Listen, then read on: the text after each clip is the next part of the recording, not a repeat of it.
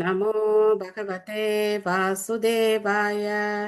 ஓம் நமோ பகவதே வாசுதேவாய. நாராயணம் நமஸ்கிருத்ய நரம் சைவ நரோத்தமம் தேவீம் சரஸ்வதீம் வியாசம் ததோ ஜயமுதீரயேத். நஷ்டப்ராயேஷு அபத்ரேஷு நித்யம் பாகவத சேவையா பகவதி உத்தமஸ்லோகே பக்திர்பவதி நைஷ்டுகி. निगमकल्पतरोर्गलितं फलं सुखमुखातमृतद्रवसंयुतं पिबत बाहवतं रसमालयं मुहुरहो रसिका भुवि भावुकाः. ॐ अज्ञानतिमिरान्धस्य ज्ञानाञ्जनशलाकया चक्षुरुन्मिलितं येन तस्मै श्रीगुरवे नमः. श्रीचैतन्यमनोभीष्टं स्थापितं येन भूतले स्वयं रूप कदा माह्यं ददाति स्वपदान्तिकं. वन्देऽहं श्रीगुरो श्रीयुतपदकमलं श्रीगुरून् वैष्णवांश्च श्रीरूपं साग्रजातं सहगण रघुनाथान्वितं तं सजीवं साद्वैतं सावधूतं परिजनसहितं कृष्णचैतन्यदेवं श्रीराधा कृष्णपादान् सहगण ललिता श्रीविशाखान्वितांश्च. हे कृष्ण करुणा सिन्धो दीनबन्धो जगत्पते गोपेश गोपिका कान्त राधा कान्त नमोऽस्तुते. तप्त काञ्चन गौराङ्गी राधे वृन्दावनेश्वरी वृषभानुसुते देवी प्रणमामि हरिप्रिये.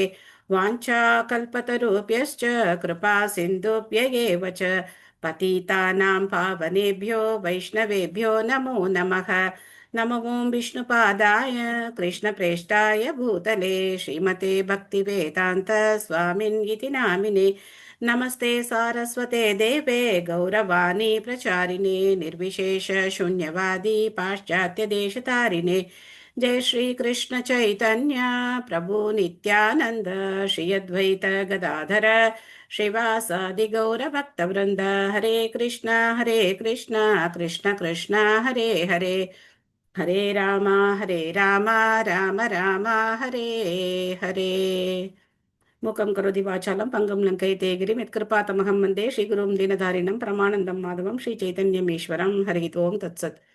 कथाञ्चन स्मृते यस्मिन् दुष्करं सुकरं भवेत् स्मरेत् वरेदं श्रीचैतन्यं नमामिथम्. हरे कृष्णा. हरे कृष्णा माताजी. हरे कृष्णा. ஹரே கிருஷ்ணா மாதாஜி. ஹரே கிருஷ்ணா. நேத்து பார்த்ததுல ஏதாவது ஞாபகம் இருக்கா? ஒருத்தர் ஒரு பாயிண்ட் சொல்லலாமா? எஸ் மாதாஜி. 9 வகையான பக்தி தொண்டுகளில் ஏதேனும் ஒன்றினால் பகவானுடன் தொடர்பு கொண்டு இருப்பதானது பகவானை நோக்கி செல்லும் வழியில் முன்னோக்கி வைக்கப்படும் ஓர் அடியாகும். Okay, thank you Mataji.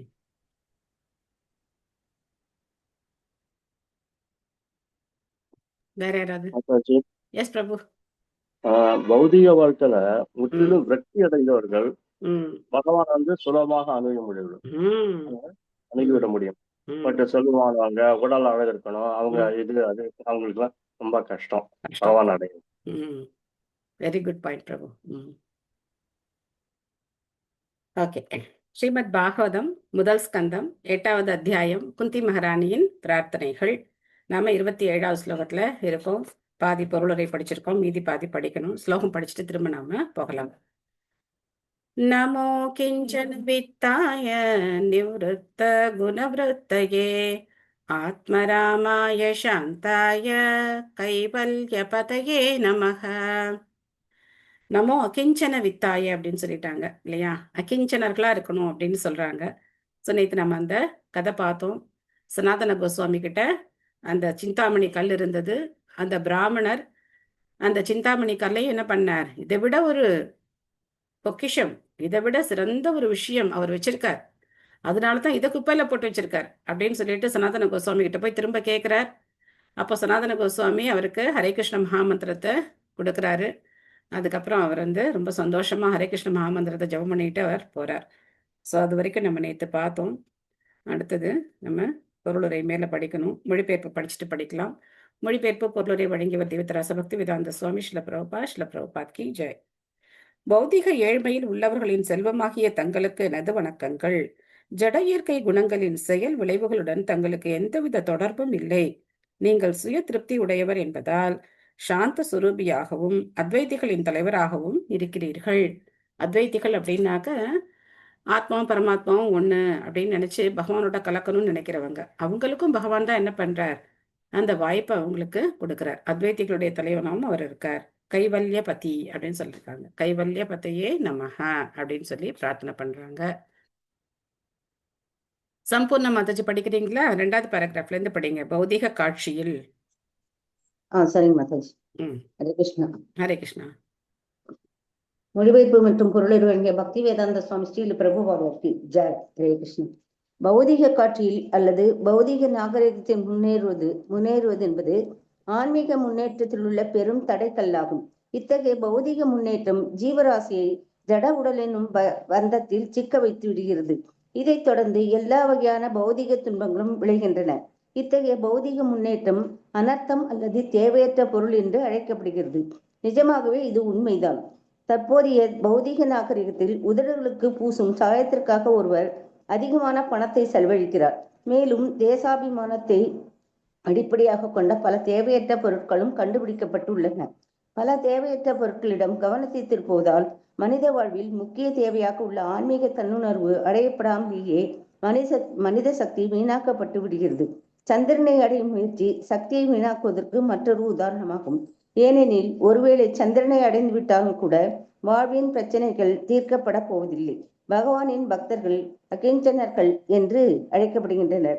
பகவானின் பக்தர் ஒருவருக்கு எவ்வித பௌதிக சொத்துக்களும் இல்லை என்பதால் அவர் அகிஞ்சன என்று அழைக்கப்படுகிறார்.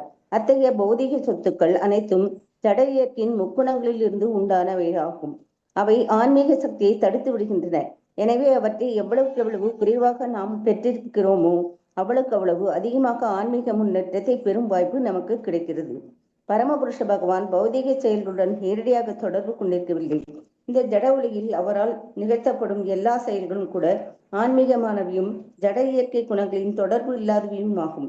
பகவானின் அனைத்து செயல்களும் ஜட உலகில் உள்ள அவரது தோற்றம் மற்றும் மறைவு ஆகியவையும் கூட தெய்வீகமானவை என்றும் இதை நன்கு அறிந்திருப்பவர் இந்த ஜட உலகில் மீண்டும் பிறப்பெடுக்காமல் ஆன்மீக உலகிற்கு திரும்பிச் செல்வார் என்றும் பகவத்கீதையில் பகவான் கூறுகிறார். ஜட இயற்கையில் பற்றுக்கொண்டு அதை அடக்கி ஆள முயல்வதே பௌதிக நோயிற்கான காரணமாகும். இந்நிலை இயற்கையின் முக்குணங்களின் சேர்க்கையினால் விளைவதாகும். இத்தகைய பொய்யான இன்பத்தில் பகவானோ அல்லது பக்தர்களோ பற்று கொண்டிருப்பவர்கள் அல்ல. எனவே தான் அவர்கள் நிவ்ருத்த குணவிருத்தி என்று அழைக்கப்படுகின்றனர். பூரணமான நிவ்ருத்த குணவிருத்தியாக இருப்பவர் பரமபுருஷர் ஆவார். ஏனெனில் அவர் கூட இயற்கை குணங்களினால் ஒருபோதும் கவரப்படுவதே இல்லை. ஆனால் ஜீவராசிகளுக்கு அத்தகைய ஒரு சுபாவம் உண்டு. அவர்களில் சிலர் ஜட இயற்கையின் மாயை தான் கவர்ச்சியில் அகப்பட்டுக் கொள்கின்றனர். பகவான் பக்தர்களுக்கு சொந்தம். பக்தர்கள் பகவானுக்கு சொந்தம் என்னும் பரஸ்பர உறவை அவர்கள் கொண்டிருப்பதால் பக்தர்கள் நிச்சயமாக ஜட இயற்கை குணங்களுக்கு மேற்பட்டவர்களாகவே உள்ளனர். அதுதான் எதிர்பார்க்கக்கூடிய ஒரு முடிவாகும். துன்பத்தையும் ஏழ்மையும் போக்கிக் கொள்வதற்காகவோ அல்லது கேள்விகளுக்கும் கற்பனைகளுக்கும் விடை காண்பதற்காகவோ பகவானை அணுகும் கலப்படம் உள்ள பக்தர்கள் இத்தகைய கலப்படமற்ற தூய பக்தர்களிலிருந்து முற்றிலும் வேறானவர்கள் ஆவர். கலப்படமற்ற பக்தர்களும் பகவானும் ஒருவர் தெய்வீகமான பற்று கொண்டுள்ளனர். பகவானுக்கு மற்றவர்களுடன் பரிமாற்றம் கொள்வதற்கு ஒன்றுமில்லை. எனவே அவர் ஆத்மராமா அல்லது சுய திருப்தியுடையவர் என்று அழைக்கப்படுகிறார். அவர் சுய திருப்தியுடையவராக இருப்பதால் பகவானின் இருப்பில் இரண்டரை கலந்துவிட விரும்பும் அத்வைதிகளுக்கெல்லாம் அவரே தலைவராக இருக்கிறார். இத்தகைய அத்வைதிகள் பகவானின் உடலில் இருந்து வெளிப்படும் பிரகாசமாகிய பிரம்ம ஜோதியில் கலந்து விடுகின்றனர். ஆனால் பக்தர்களோ பகவானின் தெய்வீக லீலைகளில் பங்கு கொள்கின்றனர். பக்தர்களின் நிலையை பௌதிகமானது என்று ஒருபோதும் தப்பாக புரிந்து கொள்ளக்கூடாது. Hare Krishna. Thank you Mataji. Thank you Mataji. Thank you. நீண்ட பொருளுரை. ஸோ இங்கே பார்த்தோம் அப்படின்னாக்க என்ன சொல்றார் பிரபுபாதர், பௌதிக முன்னேற்றம் அப்படிங்கிறது எந்த அளவுக்கு நம்ம நாகரிக முன்னேற்றம் அப்படின்னு சொல்லி மேலே மேலே நம்மளுடைய தேவைகளை பெருக்கிக்கிட்டே போகிறோமோ அப்போ பகவானுக்கும் நமக்கும் டிஸ்டன்ஸ் என்ன ஆகிட்டே இருக்கும்? குறையுமா ஜாஸ்தி ஆகுமா? என்ன ஆகும்? ஜாஸ்தி ஆகும். இப்போ பார்த்தீங்கன்னாக்க முன்னாடியெல்லாம் நம்ம சின்ன பிள்ளையில இருக்கும்போது ஒரு செருப்பு தான் இருக்கும் இல்லையா? வெளியில் போட்டு போகணும்னா ஒரு செருப்பு இருக்கும். சில பேர்ட்ட செருப்பு கூட இருக்காது, சும்மாவே நடந்து போவாங்க. ஆனா இப்போ செருப்புல எத்தனை விதம் வந்துருச்சு பாருங்க.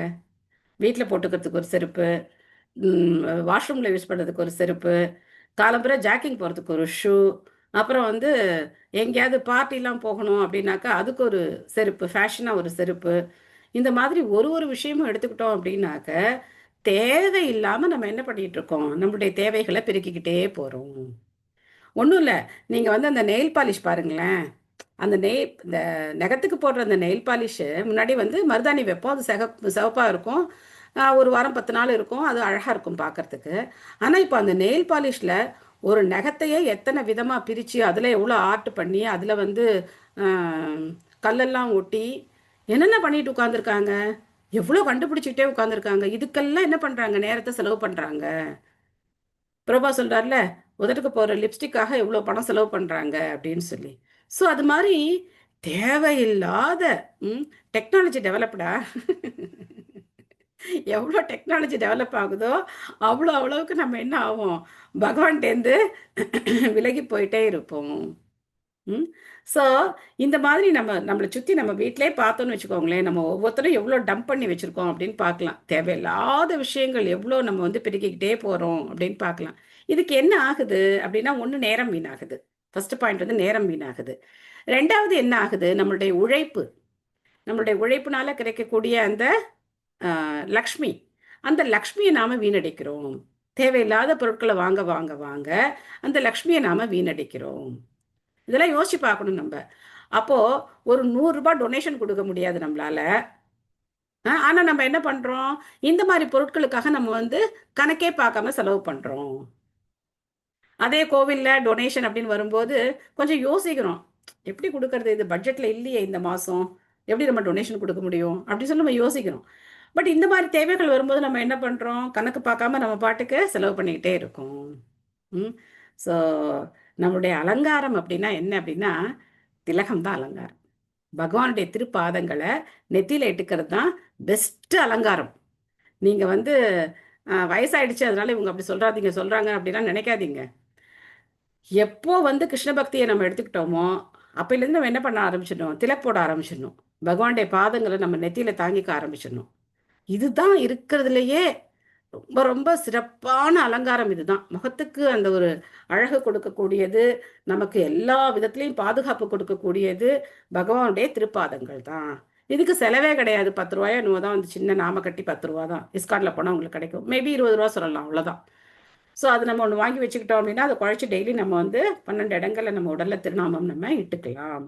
ஸோ இதுதான் நம்ம படிக்க வேண்டிய அலங்காரம். உண்மையான அலங்காரம் இதுதான், இதைத்தான் பண்ணணும். அதை விட்டுட்டு தேவையில்லாத அலங்காரங்களில் நம்ம போயிட்டு என்ன பண்ணிட்டு இருக்கக்கூடாது, நம்ம பணத்தை, நம்மளுடைய எனர்ஜி, நம்மளுடைய நேரம் எல்லாத்தையும் நம்ம வந்து வீணடிக்க கூடாது.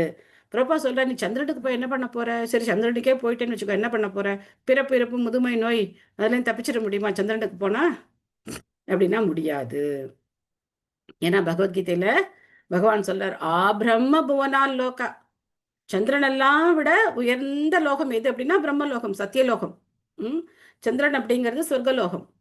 சொர்க்கலோகம் நம்ம முன்னாடியே சொன்னோம்ல, இங்கேருந்து ஒரு 3வது ஸ்டாப்பிங் தான். பூர் புவ ஸ்வர்க 3வது ஸ்டாப்பிங் தான். பட் பிரம்மலோகம் இங்கேருந்து 7 அடுக்கு மேலே போகணும். அந்த பிரம்மலோகத்துக்கே போனாலும் பிரம்ம புவனா லோக புனராவர்த்தினோ அர்ஜுனா, திரும்ப நீங்க வந்துதான் ஆகணும். மாமுபைத்திய கௌந்தேய புனர்ஜென்மன வித்தியதே. ஆனா நீ என்ன அடைஞ்சிட்ட அப்படின்னு சொன்னாக்க திரும்ப வர வேண்டிய அவசியம் இல்லை அப்படின்னு சொல்ற. 8:16. தேங்க்யூ மாதாஜி.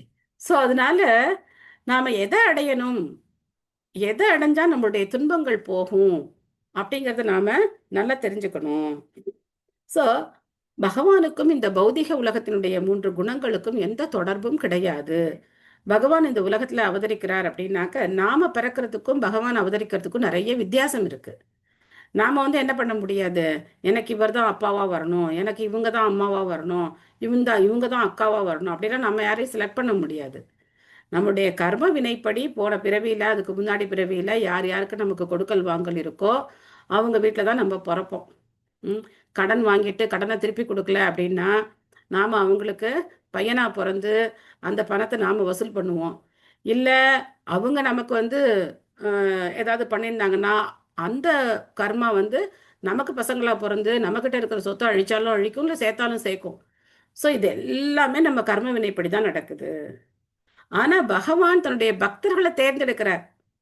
எந்த பக்தர் பகவானே தன்னுடைய மகனா அடையணும்னு ஆசைப்பட்டு தவம் பண்றாங்களோ அவங்கள ஓகே உங்களுடைய விருப்பத்தை நான் நிறைவேற்றுறேன் அப்படின்னு சொல்லிட்டு அவங்களுக்கு குழந்தையா பகவான் வந்து அவதரிக்கிறார். ஸோ அந்த மாதிரி பகவான் தேவர்கள் எல்லாம் சொல்றார், நீங்கெல்லாம் போய் எதுகுலத்துல எல்லாம் போய் பிறந்துருங்க அப்படின்னு சொல்றார். அதே மாதிரி ராமரா வரும்போது அந்த வானர வீரர்கள்லாம் யாருன்னா தேவர்கள் தான். தேவர்கள் எல்லாம் தான் வந்து அந்த கிஷ்கிந்தால போய் என்ன பண்றாங்க, வானரங்களா பிறந்திருக்காங்க. ஸோ அது மாதிரி பகவான் பிறக்கும் போது நட்சத்திரங்கள் கோள்கள் எல்லாம் எங்க இருந்தா எந்த இடத்துல இருந்தா நமக்கு மிகப்பெரிய நன்மை கிடைக்குமோ அங்க போய் அவங்க இருந்துக்கிறாங்க. ஆனா நம்மளுடைய ஜாதகம் பார்த்தோம் அப்படின்னாக்க நம்ம கர்ம வினைப்படி நாம எதை எதை அனுபவிக்கணும்னு இருக்கோம், நல்லதோ கெட்டதோ நம்ம எதை அனுபவிக்கணும்னு இருக்கோம், அந்த மாதிரி நம்மளுடைய கோள்கள் அமைஞ்சிருக்கும். ஆனா பகவான் அவதரிக்கும் போது அந்த கோள்கள் எல்லாம் என்ன நினைக்கிறாங்க, இந்த இடத்துல இருந்தா நான் வந்து ரொம்ப சிறப்பா இருக்கலாம், பகவானுக்கு என்னுடைய சேவை செய்யலாம் அப்படின்னு சொல்லி அவங்க எல்லாம் அப்படி போய் அமைஞ்சுக்கிறாங்க. அதுதான் பகவான் அவதரிக்கிறார். ஆனா நாம கர்ம வினையினால பிறக்கிறோம். ஸோ யார் ஒருத்தர் பகவானுடைய இந்த தோற்றம் அவருடைய லீலைகள் எல்லாம் இந்த ஜட இயற்கையினுடைய குணங்களுக்கு அப்பாற்பட்டது திவ்யமானது அப்படின்னு புரிஞ்சுக்கிறாங்களோ அவங்களுக்கே மறுபிறவி கிடையாது அப்படின்னு பகவான் சொல்றார். ஸோ எந்த ஸ்லோகம் யாராவது சொல்ல முடியுமா? இது நம்ம அடிக்கடி இதை டிஸ்கஸ் பண்ணிட்டோம், அதனால யாராவது சொல்லலாம், ட்ரை பண்ணலாம். என்ன ஸ்லோகம் அப்படின்னு? ஜென்ம கர்ம சமே திவ்யம் ஜென்ம கர்ம சமே திவ்யம் ஏவம் யோ வேதி தத்வதः தெக்த்வா தேகம் புனர்ஜென்ம நைதி மாமேதி சோ அர்ஜுனா சொல்ற. Thank you Mataji, thank you thank you. So 4வது அத்தியாயத்துல 9வது ஸ்லோகம் 4.9 ரொம்ப அருமையான ஸ்லோகம். பிரபுபாதர் இந்த ஸ்லோகத்தை 1000க்கும் மேற்பட்ட முறைகள் கோட் பண்றார் அவருடைய பொருளுரையில. இந்த பாகவதம் படிச்சு நீங்க வேணா அதை வேணா நோட் பண்ணிட்டே வரலாம், எங்க எங்க ஜென்ம கர்ம சமே திவ்யம் ஸ்லோகம் வந்து பிரபுபாதர் கோட் பண்றாரு அப்படின்னு சொல்லி அவ்வளோ தடவை கோட் பண்றார். ஏன் அப்படின்னா ரொம்ப முக்கியமான விஷயம். பகவானுடைய தோற்றம் அவருடைய லீலைகள் இது எதுவுமே என்ன கிடையாது, ஜடமானது கிடையாது, ஜட விஷயங்கள் கிடையாது, ஜட இயற்கையுடைய குணங்களுக்கு உட்பட்டது கிடையாது. ஏன்னா இதெல்லாம் குழப்பமா இருக்கும், பகவானுடைய லீலைகள் குழப்பமா இருக்கும். ராமர் வந்து சீதையை பிரிஞ்சு காட்டுல ஒரு சாதாரண ஒரு கணவன் எப்படி தன்னுடைய மனைவியை பிரிஞ்சு வருத்தப்படுவாரோ அந்த மாதிரி மரம் செடி கொடிகள்கிட்டலாம் போய் கேட்கிறார், என்னுடைய சீதையை பார்த்தீங்களா, என்னுடைய சீதையை பார்த்தீங்களா, எந்த பக்கம் போனாங்க அப்படின்னா போய் கேட்கிறார், அழுகிறார். ஆனா அதெல்லாம் பார்த்தா நமக்கு எப்படி இருக்கும், என்னது இது கடவுளா இப்படி பண்றாரு அப்படின்னு இருக்கும். அதே மாதிரி கிருஷ்ணர் என்ன பண்றார், வெண்ணெய் திருடி சாப்பிட்றார், கோபர்களோட விளையாடுறார், தோத்து போறார். கிருஷ்ணர் விளையாட்டுல தோத்து போறார். கோபர்கள் சொல்றாங்க இனிமே உன்னை ஆட்டத்துக்கு சேர்த்துக்க மாட்டோம் அப்படிங்கிறாங்க, ஏமாத்துறார். ஸோ இதெல்லாம் பார்க்கும்போது நமக்கு ஒரே குழப்பமா இருக்கும். என்ன பகவான் இவருக்கே இவ்வளோ கஷ்டம் வருது, கடவுளே இப்படி கஷ்டப்படுறாரு, இவரை போய் கும்பிட்டா நம்ம கஷ்டம் எப்படி போகும் அப்படி கேட்குறவங்க கூட இருக்காங்க. ஆனா அவங்களுக்கெல்லாம் தேவர்களை பார்த்தா எப்படி இருக்கும், ரொம்ப பிடிக்கும். அப்படியே தேவர்கள் எல்லாம் அசுரர்களை எல்லாம் வதம் பண்றாங்க. தேவர்கள் யாரும் இந்த உலகத்துல வந்து பிறந்து கஷ்டப்பட்டுலாம் நம்ம கேட்டது கிடையாது, அந்த மாதிரிலாம் அவங்க வர்றது கிடையாது. பட் பகவான் என்ன பண்றார், நம்மளோட ஒருத்தரா வந்து தன்னுடைய லீலைகள் மூலமா நமக்கு பல பல பல பல விஷயங்களை நமக்கு வந்து புரிய வைக்கிறார். புரிய வச்சு நம்மளை வந்து அவருடைய பக்தர்களா மாத்துறதுக்கு அவர் இந்த மாதிரி எல்லா காரியங்களையும் செய்கிறார். அடுத்தது பார்த்தோம் அப்படின்னாக்க குணவிருத்தி, நிவிருத்த குணவிருத்தி. நிவிருத்த குணவிருத்தி அப்படின்னா என்ன அப்படின்னா பகவான் எந்த விதமான பௌதிக குணங்களும் இல்லாதவர் அப்படிங்கிறதான் இங்க வந்து திரும்ப திரும்ப சொல்லப்பட்டிருக்கு. ஸோ ஜீவராசிகள் ரொம்ப எளிமையா மாயையினால கவரப்படுவாங்க, ஆனா பகவான் அந்த மாதிரி மாயையினால கவரப்படுறவர் கிடையாது. ரொம்ப அருமையான ஒரு விஷயம் பிரபுபாதர் இங்க வந்து சொல்ற. பக்தர்கள் பகவானுக்கு சொந்தம், பகவான் பக்தர்களுக்கு சொந்தம். ஸோ அதனால பக்தர்களும் பகவானும் அந்த உறவு சம்பந்தம், அந்த ஞானம் இருக்கு அவங்களுக்கு. அந்த சம்பந்த ஞானம் தெரிஞ்சவங்க தான் பக்தர்கள். எனக்கும் பகவானுக்கும் உறவு இருக்கு, உற்றோமே ஆவோம் உமக்கே நாம் ஆட்செய்வோம், அந்த உறவு இருக்கு நமக்கு அப்படின்னு பக்தர்களுக்கு தெரிஞ்சிருக்கு. ஆனா நமக்கு அது புரிய மாட்டேங்குது, நமக்கும் பகவானுக்கும் உறவு இருக்கு அப்படிங்கிறது நமக்கு புரிய மாட்டேங்குது. ஸோ அந்த மாதிரி பக்தர்களும் எப்படி இருப்பாங்க, ஜட இயற்கை குணங்களுக்கு அப்பாற்பட்டு இருப்பாங்க அப்படின்னு இங்க வந்து நம்ம வந்து பார்க்குறோம். ஸோ 4 விதமான பக்தர்களை பத்தி பார்த்தோம் இல்லையா.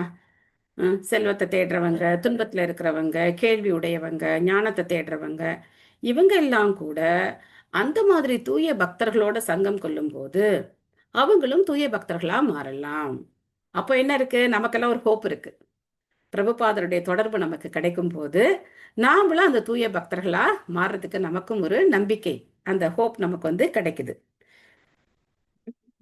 சோ பகவான் சுய திருப்தி உடையவர், ஆத்மராமா சுய திருப்தி உடையவர். இதை எப்படி நம்ம புரிஞ்சுக்கலாம் அப்படின்னாக்க, ஒரு சின்ன உதாரணம் சொல்றேன். இப்போ வந்து ஒரு பெரிய கம்பெனியில வந்து ஒருத்தர் வந்து ஒரு மேனேஜர் அப்படிங்கிற ஒரு போஸ்ட்ல இருக்காரு அப்படின்னு வச்சுக்கோங்களேன். அந்த போஸ்ட்டுக்கு வர்றதுக்காக இன்னொருத்தர் யாராவது முயற்சி பண்ணா அவருக்கு எப்படி இருக்கும்? அந்த மேனேஜர் போஸ்ட்ல இருக்கிறவருக்கு எப்படி இருக்கும்? எப்படி இருக்கும்? கஷ்டமா இருக்கும் இல்லையா? என்னடா இது, நம்ம போஸ்ட் நம்ம வேலைக்கு வந்து ஆபத்து வந்துடும் போல இருக்கே அப்படின்னு சொல்லி அவருக்கு அது பெரிய பிரச்சனையா இருக்கும். கஷ்டமாலாம் இல்லை, ரொம்ப பெரிய பிரச்சனை அது. அவர் வந்து எப்படியாவது தன்னை தக்க வச்சுக்கிறதுக்காக அவர் வந்து பல காரியங்களை செஞ்சுட்டு இருப்பார். ஆனா பகவான் நானும் கடவுள் ஆகணும் அப்படின்னு நினைக்கிறவங்க பார்த்து அவர் என்ன பண்றது இல்லை, பயப்படுறதுலாம் இல்லை. கடவுள் ஆகணுமா, உனக்கும் நான் வசதி பண்ணி தரேன், என்னுடைய பிரம்மஜோதியில போய் கலந்துக்கோ அப்படின்னு சொல்லி அவங்களுக்கெல்லாம் என்ன வாய்ப்பு கொடுக்குறார்? அந்த பிரம்மஜோதியில போய் கலந்துக்கிறதுக்கான வாய்ப்பை கொடுக்குறார்.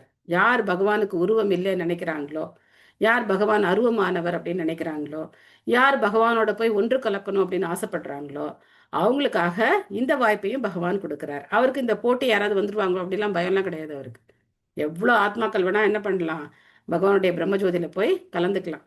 பட் அங்க என்ன கிடையாது, பிரம்மஜோதிக்கும் பகவானுடைய வைகுண்ட லோகத்துக்கும் என்ன வித்தியாசம்? என்ன வித்தியாசம் இருக்கு? எங்க போலாம்? பிரம்மஜோதியில போலாமா, வைகுண்டம் போலாமா? எங்க போலாம்? ஆனந்தம் கிடைக்காது ஏன்னா மாதாஜி. அங்க பக்தி தொண்டு செய்ய முடியும் வைகுண்டத்துல. Very good. பகவானே அங்க பிரம்ம ஜோதியா இருக்காரு மாதாஜி. அங்க வந்து சூரியன் சந்திரன் இதெல்லாம் கிடையாது, அங்கேயே ஸ்வயம் பிரகாசமா இருக்கு. ஓகே. ஸோ நமக்கு என்னன்னாக்க, மம்தா மாதாஜி அழகா சொன்னாங்க, அங்க போய் நம்ம பகவானுக்கு சேவை பண்ணலாம். நம்ம என்ன பண்ணலாம்? பகவானுக்கு அங்க போய் சேவை பண்ணலாம். எது நல்லா இருக்கும்? நானும் கடவுள் அப்படின்னு சொல்லி உட்கார்ந்து இருக்கிறது நல்லா இருக்குமா, இல்ல பகவானுக்கு சேவை பண்றது நல்லா இருக்குமா?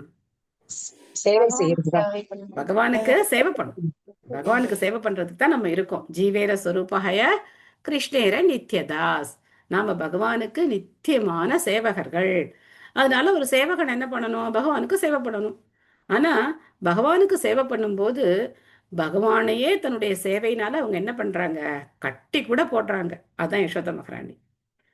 தன்னுடைய அந்த பக்தி சேவையினால பகவானையே கட்டுற அளவுக்கு அவங்க உயர்ந்த நிலைக்கு போனாங்க. பக்தர்கள் கிட்ட பகவான் தன்னை ஒப்படைச்சிடுறார். அவரை எப்படி வேணா ஆட்டுவிச்சுக்கவா அப்படின்னு சொல்லி ஒப்படைக்கிறார் பகவான். அந்த ஒரு அன்பு பரிமாற்றம் தான் ஆத்மாவுக்கு பூரணமான திருப்தியை கொடுக்கும். ஓகே, அடுத்த ஸ்லோகம் போலாமா? மன்யே த்வாம் காலமீசானாம் அநாதி நிதனம் விபும் சமம் சரந்தம் சர்வத்ர பூதானாம் யன்மிதஹ கலிஹி. ஸ்லோகம் யாராவது படிக்கிறீங்களா?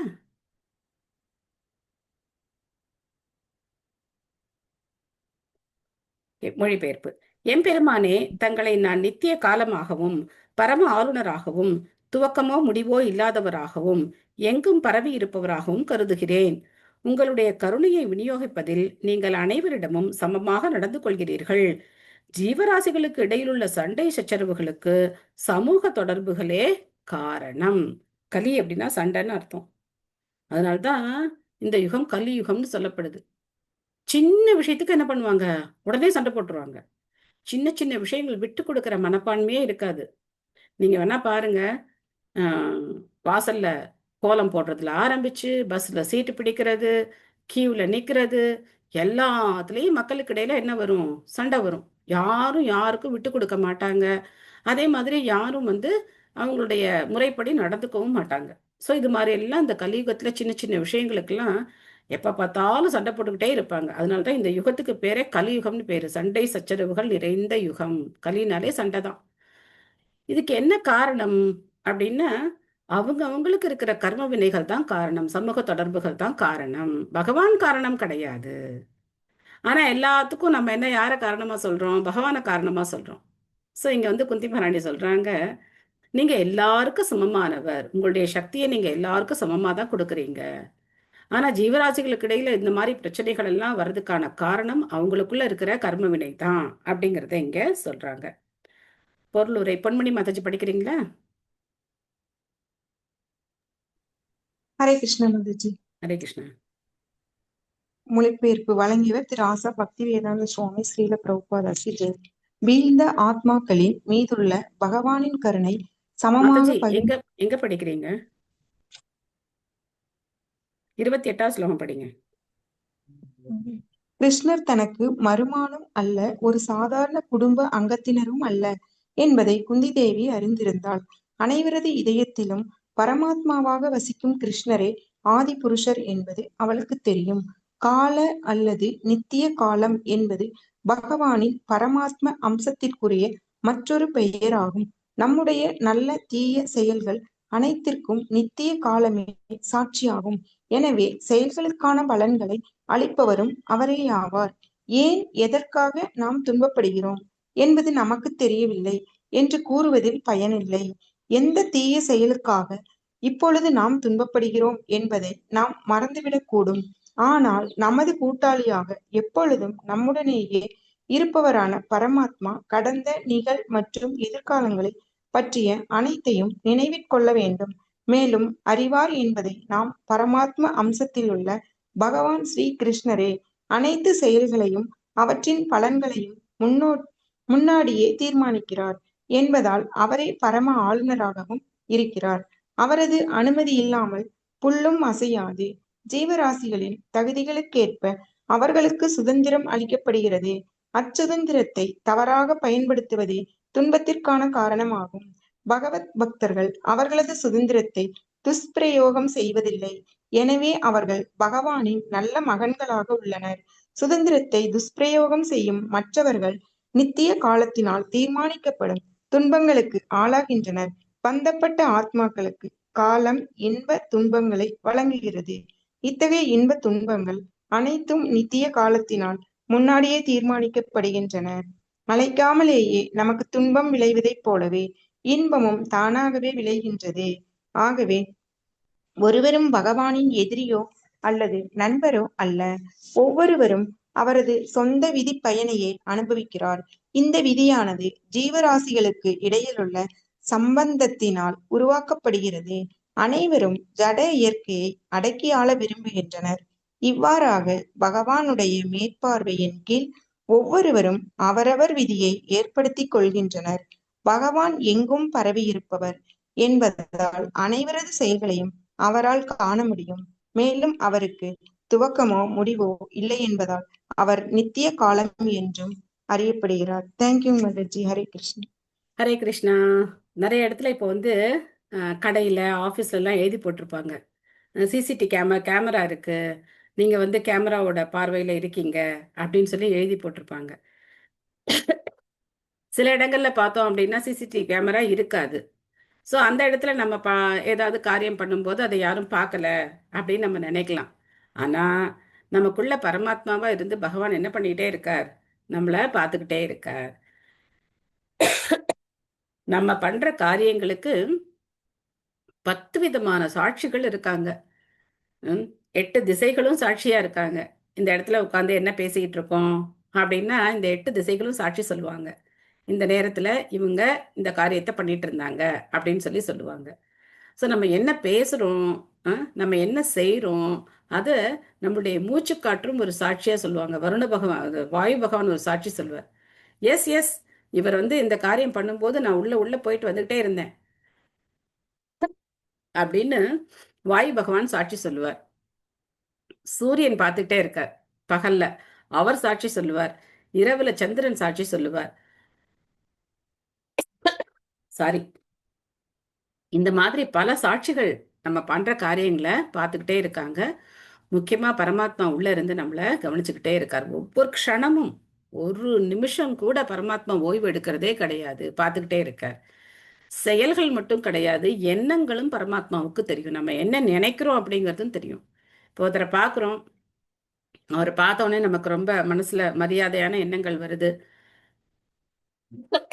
ஆஹா, எவ்வளவு நல்லவர், நமக்கு எவ்வளவு நன்மை பண்ணியிருக்கார் அப்படின்னு சொல்லி அவரை பத்தி ஒரு நல்ல அபிப்பிராயம் வருது. சில பேரை பார்க்கும்போது நமக்கு தவறான அபிப்பிராயங்கள் வருது, இல்ல தேவையில்லாத தவறான எண்ணங்கள் மனசுல வருது. எல்லாமே பரமாத்மாவுக்கு தெரியும். ஆனா அதை நம்ம காரியமா செயல்படுத்தலை. கோபம் வருது, ஆனா நம்ம அந்த கோபத்தை வெளிப்படுத்தாம இருக்கோம், நம்ம திட்டாம இருக்கோம், சாதாரணமா சிரிச்சிட்டு வந்துடுறோம். ஆனா மனசுக்குள்ள என்ன இருக்கு, கோபம் இருக்குன்னா அது பரமாத்மாவுக்கு தெரியும். அந்த மாதிரி நம்மளுடைய எண்ணங்கள் முதற்கொண்டு ரெக்கார்ட் ஆயிட்டே இருக்கு. அந்த எண்ணங்களுக்கு ஏத்தபடி தான் நமக்கு அடுத்த பிறவி அப்படிங்கிறது கிடைக்குது. ஸோ அதனால நம்ம மனம் அப்படிங்கிறத நாம எந்த அளவுக்கு ஜாக்கிரதையா பார்க்கணும், எந்த அளவுக்கு அதை வந்து நம்ம கட்டுப்படுத்தி வச்சிருக்கணும் அப்படிங்கிறது நமக்கு தெரியணும். அதனாலதான் பிரபுபா சொல்ற, நாம எந்த தப்பு பண்ணதுக்காக இப்ப கஷ்டப்படுறோம் அப்படிங்கிறது நமக்கு தெரியாது. இதை என்ன பண்ண முடியாது, புள்ளி வச்ச மாதிரி எல்லாம் சொல்ல முடியாது. நீங்க பாத்தீங்கன்னா உம் திருதராஷ்டிரர் தன்னுடைய 100 மகன்களை இழக்கிறார். இந்த குருக்ஷேத்திர யுத்தத்துல தன்னுடைய 100 மகன்களை இழக்கிறார். அப்போ அவருக்கு 100 மகன்கள் கிடைக்கக்கூடிய புண்ணிய பலனையும் அவர் பண்ணியிருக்கார், 100 மகன்களை இழக்க வேண்டிய பாவச் செயலையும் அவர் பண்றார். ரெண்டுமே அவர் பண்ணியிருக்கார். ஸோ அதனால அவருக்கு 100 மகன்கள் கிடைச்சாங்க, 100 மகன்களையும் அவர் இழந்தார். ரெண்டுமே நடக்குது அவருடைய வாழ்க்கையில பார்த்தோம் அப்படின்னாக்க. அதனால இந்த பாவ புண்ணிய செயல்களை நம்மளால என்ன பண்ண முடியாது, கணக்கு பார்த்து நான் இந்த இது பண்ணியிருக்கேன், எனக்கு இப்படி வரணும், இதை பண்ணியிருக்கேன், இப்படி வரணும், அப்படிலாம் நம்மளால ஒரு நேரம் ஒரு கோடு போட்ட மாதிரி சொல்லவே முடியாது. அதனால நம்ம என்ன பண்ணணும் அப்படின்னாக்க, கண்டிப்பா இந்த 4 சட்டத்திட்டத்தை நம்ம ஃபாலோ பண்ணியே ஆகணும். எந்த மாமிச உணவு அதை சாப்பிடக்கூடாது, அந்த மாமிச உணவுல வெங்காயமும் பூண்டும் சேர்ந்துக்குது. போதை எதுவும் எடுத்துக்கூடாது, அந்த போதையில எது சேர்ந்துக்குது, காஃபி, டீ, அதுக்கப்புறம் வெத்தலை பாக்கு, அதுக்கப்புறம் அந்த சுப்பாரி பாக்கு, இதெல்லாமும் சேர்ந்துக்குது. அதெல்லாம் நம்ம எடுத்துக்கூடாது. தவறான ஆண் பெண் உறவு கூடாது. அதுல என்ன சேர்ந்துக்குது அப்படின்னா சினிமா, அதுக்கப்புறம் இந்த சீரியல் பார்க்கறது. இப்ப நம்ம புதுசா அதுல ஒண்ணு சேர்த்துக்கலாம். என்ன சேர்த்துக்கலாம்னா நியூஸும் பார்க்கக்கூடாது. ஏன்னா நியூஸ்ல பூரா என்ன சொல்றாங்க, தவறான ஆண் பெண் உறவை பத்தி தான் சொல்றான். அது மட்டும்தான் நியூஸா இருக்கு. அதனால அதையும் பார்க்கக்கூடாது. சூதாட்டம் கூடாது. சூதாட்டத்தில் நம்ம என்ன சேர்த்துக்கலாம் அப்படின்னாக்க, நம்மளுடைய மென்டல் ஸ்பெகுலேஷன், நான் வந்து இதை பண்ணணும், அதை பண்ணணும், நான் இப்படி பண்ண போறேன், அப்படி பெரிய திட்டங்கள் போட்டுட்டே இருக்கிறது, அதையும் நம்ம விட்டுறணும். நம்ம திட்டம் போடலாம், திட்டம் போடக்கூடாதுன்னு கிடையாது. அடுத்த வருஷத்துக்கு பையனை என்ன படிக்க வைக்க போறேன், இல்லை நான் வந்து பொண்ணை என்ன பண்ண போறேன் அப்படின்னு நம்ம திட்டங்கள் போடணும்.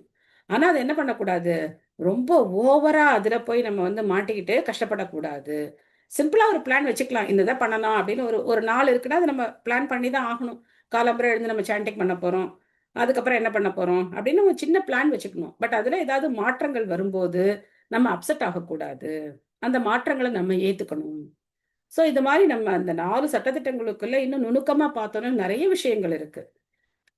இன்னொருத்தர் மனசை புண்படுத்தக்கூடாது, இதுவும் வந்து எதுல சேருது, மாமிச உணவுல சேருது. அடுத்தவங்களை வந்து கஷ்டப்படுத்தக்கூடாது, பேச்சினாலேயோ செயல்னாலேயோ நம்மளுடைய மற்ற நடவடிக்கைகளாலோ.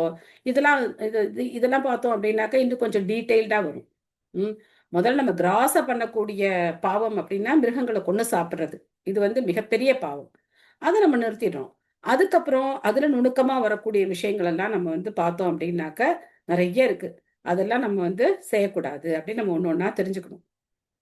அப்படி பண்ணும்போது பாவ விளைவுகளை நாம நிறுத்திடுறோம், பாவ விளைவுகள் 0 ஆயிடுது. அப்ப நாம என்ன பண்ணணும் அப்படின்னா பக்தி தொண்டுல ஈடுபடணும். வெறுமை இந்த 4 ரெகுலேட்டிவ் பிரின்சிபிள்ஸ் என்ன கிடையாது, பக்தி கிடையாது. சில பேர் நம்ம வெங்காயம் போட்டு சாப்பிடல அப்படின்னா நம்ம பெரிய பக்தர் ஆயிட்டோம்னு நினைச்சுப்பாங்க. அந்த மாதிரி கிடையாது. ஜெயினர்கள் கூட என்ன சாப்பிட மாட்டாங்க, வெங்காயம் போட்டு சாப்பிட மாட்டாங்க. நிறைய பேர் இருக்காங்க, வெங்காயம் போட்டு சாப்பிடாதவங்க நிறைய பேர் இருக்காங்க. ஆனா அதுல பக்தி இல்லைன்னா எந்த பிரயோஜனமும் கிடையாது. பகவானுக்கு நிவேதனம் பண்ணி பிரசாதம் மட்டும்தான் நம்ம சாப்பிடணும். அதுக்கப்புறம் பகவானுடைய நாமத்தை நாம கிரமமா 16 மாலை ஜபம் பண்ணணும். ஏகாதசி, பகவானுடைய அவதார தினங்கள், ஆச்சாரியர்களுடைய அவதார தினங்கள், இதுலெல்லாம் நம்ம விரதம் இருக்கணும். முக்கியமா பகவானை பத்தி இந்த மாதிரி பகவத்கீதை இதுல தொடர்ந்து கேட்டுக்கிட்டே இருக்கணும். இதை நம்ம முன்னாடியே ஒரு தடவை படிச்சுட்டோமே, எதுக்காக படிக்கணும் அப்படிலாம் நினைக்கக்கூடாது, தொடர்ந்து கேட்கணும். ஏன்னா பகவான் அதான் சொல்ற, என்னுடைய பக்தர்கள் இதான் பண்ணிட்டு இருப்பாங்கன்னு சொல்ற. மச்சித்த மத்கத பிராணா போதயந்த பரஸ்பரம் கதயந்தஷ்ச மாம் நித்யம் துஷ்யந்தி ச ரமந்தி ச அப்படின்னு சொல்ற. துஷ்யந்தி அப்படின்னா மிகப்பெரிய ஒரு சந்தோஷம், ஆனந்தம். இதை வந்து அனுபவிக்கிறாங்களாம். இதுல மச்சித்தா மத்கத பிராணா போதயந்தக பரஸ்பரம், ஒருத்தருக்கொத்தர் என்னை பத்தி பேசிக்கிறதுலையும் உபதேசம் பண்ணிக்கிறதுலையும் அவங்க வந்து என்ன பண்றாங்க அப்படின்னா மிகப்பெரிய ஆனந்தத்தை அனுபவிக்கிறாங்க அப்படின்னு சொல்றார். அந்த ஆனந்தம் எங்க கிடைக்கும்? நமக்கு பாகவதம் பகவத்கீதையில தான் கிடைக்கும். ஸோ அதனால அதை நம்ம தொடர்ந்து என்ன பண்ணிக்கிட்டே இருக்கணும், படிச்சுக்கிட்டே இருக்கணும். ஸோ இதெல்லாம் பண்ணும்போது நமக்கு பகவானை பத்தின அந்த ஸ்மரணம் வரதுக்கு நமக்கு வாய்ப்பு இருக்கு. ஸோ அதனால கால வடிவமா பகவான் என்ன பண்றார், நம்மளுடைய எல்லா செயல்களையும் அவர் வந்து தீர்மானிக்கிறார். தேங்க்யூ மாதாஜி. அடுத்த பதம் 29. நவேத கஷ்டித் பகவம் சிகீர்ஷிதம் தவேகமானஸ்ய நிருணாம் விடம்பனம் ந யஸ்ய கஷ்டித் தகிதோஸ்தி கர்ஹி சேத் துவேஷஸ்ச யஸ்மின் விஷமா மதுர் நிருணாம். ஸோ இந்த ஸ்லோகத்திலையும் குந்தி மகாராணி நம்முடைய நிலைமைய சொல்றாங்க. பகவானே, மனித செயலை போல் காணப்படும் உங்களுடைய திவ்யமான லீலைகளை யாராலும் புரிந்து கொள்ள முடியாது. எனவே அவை வழி தவற செய்கின்றன. உங்களால் ஆதரிக்கப்படும் பொருளோ அல்லது வெறுக்கப்படும் பொருளோ எதுவும் இல்லை என்றாலும் வெறும் கற்பனையால் நீங்கள் பாரபட்சம் கொண்டவர் என மக்கள் நினைக்கின்றனர். துவேஷஸ்ச யஸ்மின் விஷமா மதுர் நிருணாம். ஸோ பகவான் பாண்டவர்களுக்கு பக்கம் இருந்து அவங்களுக்கு வெற்றி தேடி தந்ததாகவும், துரியோதனாதிகளை பகவான் வந்து சில வஞ்சனைகள் எல்லாம் செய்து அவங்கள கொண்டுட்டதாகவும் கூட இன்னைக்கு வரைக்கும் என்ன பண்ணிட்டு இருக்காங்க, மக்கள் பேசிக்கிட்டே தான் இருக்காங்க. பட் அந்த மாதிரி எல்லாம் பகவான் கிடையாது அப்படிங்கறத இங்க நமக்கு குந்தி மகாராணி ரொம்ப தெளிவா சொல்றாங்க. சந்திரபாலு மாதாஜி படிக்கிறீங்களா? ஹரே கிருஷ்ணா மாதாஜி. ஹரே கிருஷ்ணா. பொருளுரை. வீழ்ந்த ஆத்மாக்களின் மீதுள்ள பகவானின் கருணை சமமாக பகிர்ந்தளிக்கப்படுகிறது. அவர் பகையை பாராட்டக்கூடிய குறிப்பிட்ட நபர் ஒருவரும் இல்லை. பரமபுருஷ பகவானை ஒரு மனிதராக கருதும் அந்த எண்ணமும் கூட தப்பானதாகும். அவரது திருவிளையாடல்கள் ஒரு மனிதனுடையதைப் போலவே காணப்படுகின்றன. ஆனால் உண்மையில் அவை தெய்வீகமானவையும் பௌதீக களங்கம் இல்லாதவையும் ஆகும். அவரது தூய பக்தர்களிடம் அவர் பாரபட்சம் உள்ளார் என்று அறியப்படுகிறார். ஆனால் உண்மையில் சூரியன் எப்படி யாரிடமும் பாரபட்சம் கொள்வதில்லையோ அப்படியே பகவானும் ஒருபொழுதும் பாரபட்சம் உள்ளவர் அல்ல. சூரிய கதிர்களை பயன்படுத்துவதால் சில சமயங்களில் கற்களும் மதிப்புடையவை ஆகின்றன. ஆனால் ஒரு குருடன் முன் போதிய அளவு சூரிய ஒளிக்கதிர்கள் இருந்தாலும் அவனால் அவற்றை பார்க்க முடியாது. இருளும் ஒளியும் இருவேறு கருத்துக்களாகும். ஆனால் சூரியன் அதன் கதிர்களை பரப்புவதில் பாரபட்சம் கொண்டுள்ளது என்பதை இது குறிக்காது. சூரியனின் கதிர்கள் அனைவருக்கும் பொதுவானவையாகும். ஆனால் அவற்றை கிரகிக்கும் முறையில் அல்லது திறமையில்தான் வேறுபாடு உள்ளது. பக்தி தொண்டானது பகவானின் விசேஷ கருணையை பெறுவதற்காக அவரை பொய்யாக புகழும் ஒரு முறை என்று மூடர்கள் நினைக்கின்றனர். உண்மையில் பகவானின் உன்னத அன்பு தொண்டில் ஈடுபட்டுள்ள தூய பக்தர்கள் வியாபாரிகளை போன்றவர்கள் அல்ல. வியாபார நிறுவனம் ஒருவருக்கு ஒரு பொருளை கொடுத்து அதற்கு ஈடான பணத்தை பெற்றுக் கொள்ளுகிறது. இத்தகைய ஒரு பண்டமாற்றுக்காக தூய பக்தர்கள் பகவானுக்கு தொண்டு செய்வதில்லை. இதனால் பகவானின் முழு கருணையையும் பெற அவரால் முடிகிறது. துன்பத்தில் இருப்பவர், பொருள் தேவைக்காக உள்ளவர், கேள்வியுடையவர் அல்லது தத்துவவாதிகள் ஆகியோர் ஒரு குறிப்பிட்ட நோக்கத்திற்காக தற்காலிகமாக பகவானுடன் தொடர்பு கொள்கின்றனர். நோக்கம் நிறைவேறியதும் தொடர்பு விட்டுவிடுகிறது. துன்பத்தில் உள்ள ஒருவன் சிறிதேனும் சமயப்பற்று உள்ளவனாக இருந்தால் துன்பத்திலிருந்து மீள்வதற்காக பகவானிடம் வேண்டுகிறான். ஆனால் துன்பத்திலிருந்து மீண்டதும் பகவானுடன் எந்த தொடர்பையும் கொண்டிருக்க யாரும் விரும்புவதில்லை. பகவானுடைய கருணை அவனுக்காக காத்திருக்கிறது. ஆனால் அதை பெற்றுக்கொள்ள அவன் தயங்குகிறான். அதுவே ஒரு தூய பக்தருக்கும் கலப்படமுள்ள பக்தருக்கும் உள்ள வித்தியாசமாகும். பகவானின் தொண்டிற்கு முழு எதிர்ப்பை தெரிவிப்பவர்கள் அடர்ந்த இருளில் இருப்பவர்களாக கருதப்படுகின்றனர். தேவைப்படும் பொழுது மட்டும் உதவியை நாடுபவர்கள் அவரது ஒரு பாதி கருணையை மட்டுமே பெறுபவர்களாக உள்ளனர். மேலும் பகவானின் தொண்டில் முழுமையாக ஈடுபட்டுள்ளவர்கள் அவரது முழு கருணையையும் பெற தகுதியுள்ளவர்கள் ஆவார். பகவானின் கருணையை பெறுவதில் உள்ள இத்தகைய வேறுபாடு அதை பெறுபவனை பொறுத்த விஷயமாகும். பரம கருணாமூர்த்தியான பகவானின் பாரபட்சம் இதற்கு காரணமல்ல. பகவான் அவரது பரம கருணை வாய்ந்த சக்தியின் வாயிலாக இந்த ஜட உலகில் அவதரிக்கும் பொழுது அவர் ஒரு மனிதனைப் போல் செயல்படுகிறார். எனவே பகவான் அவரது பக்தர்களிடம் மட்டுமே பாரபட்சம் கொண்டவராக இருப்பது போல் காணப்படுகிறது. ஆனால் அது உண்மையல்ல. அவ்வாறு அவர் பாரபட்சம் உள்ளவராக காணப்பட்ட போதிலும் அவரது கருணை சமமாகத்தான் விநியோகிக்கப்படுகிறது. குருஷேத்திர போர்க்களத்தில் பகவானின் முன்னிலையில் இறந்தவர்கள் அனைவரும் தேவையான தகுதிகள் இல்லாமலேயே முக்தி அடைந்தனர். ஏனெனில் பகவானின் முன்னிலையில் உடலை விட்டு பிரியும் ஆத்மா எல்லா பாவ விளைவுகளிலிருந்தும் தூய்மை அடைந்து விடுகிறது. எனவே அவ்வாறு இறந்தவன் ஆன்மீக உலகிற்கு ஏற்றம் பெறுகிறான். எப்படியாவது ஒருவன் தன்னை சூரிய ஒளியில் நிறுத்தி கொள்வானாயின் அதன் உஷ்ணத்தாலும் ஊதா நிற ஒளிக்கதிர்களினாலும் தேவைப்படும் நன்மைகளை அவன் பெறுவது நிச்சயம். ஆகவே பகவான் ஒருபொழுதும் பாரபட்சம் உள்ளவர் அல்ல என்பதுதான் முடிவாகும். பொதுமக்கள் அவரை பாரபட்சம் உள்ளவர் என்று நினைப்பது தவறானதாகும். Hare Krishna Mataji. Hare Hare Krishna. Krishna. Thank you Mataji, thank you. So நம்ம என்ன தப்பான கருத்து வச்சிருக்கோம் அப்படிங்கிறத பிரபுபாதர் சொல்றார். பொதுவா பகவான் வந்து நம்மள சோதிக்கிறார், நமக்கு வந்து கருணை கொடுக்கறது கிடையாது, நல்லவங்களை சோதிக்கிறார், கெட்டவங்கெல்லாம் நல்லா இருக்காங்க. இந்த வசனத்தை நீங்க கேட்டிருக்கீங்களா, கேட்டது இல்லையா? கண்டிப்பா நல்லவங்கெல்லாம் மாதாஜி. நிறைய கேட்டிருக்கு மாதாஜி. கெட்டவங்கெல்லாம் நல்லா இருக்காங்க, ஆனா நல்லா நல்லவங்க தான் இருக்காங்க. பகவான் சோதிக்கிறார் பகவான் அப்படின்னு சொல்லிட்டே இருப்பார். சோதிக்கிறாரு, ரொம்ப சோதிக்கிறாரு. நம்ம அவரை ரொம்ப நேசிக்கிறதுனாலதான் அவர் நம்மளுக்கு கஷ்டத்தையே கொடுத்துக்கிட்டு இருக்காரு. இப்படி எல்லாம் சொல்ற.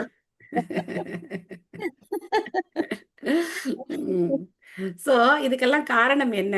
பகவான் அந்த மாதிரி எல்லாம் பண்றது கிடையாது. பிரபுபாதர் அருமையா உதாரணம் கொடுக்கிறார், சூரியனுடைய உதாரணத்தை கொடுக்கிறார். சூரிய ஒளி எல்லா இடத்துலயும் பரவி இருக்கு.